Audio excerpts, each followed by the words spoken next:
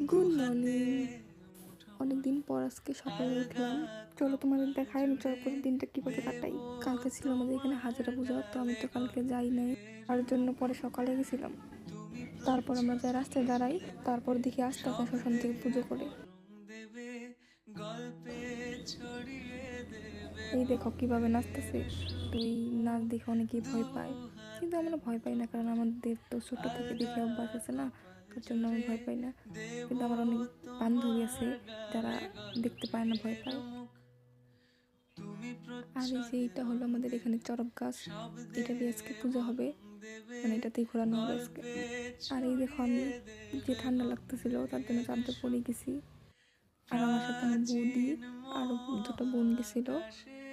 তারপরে এগুলো দেখে হাসা নিয়ে বাড়িতে একটু ঘুমাইছিলাম।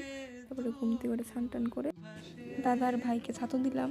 আজকে তো ভাই ছাতু, আর আমাদেরও ভাই ছাতুর নিয়ম আছে।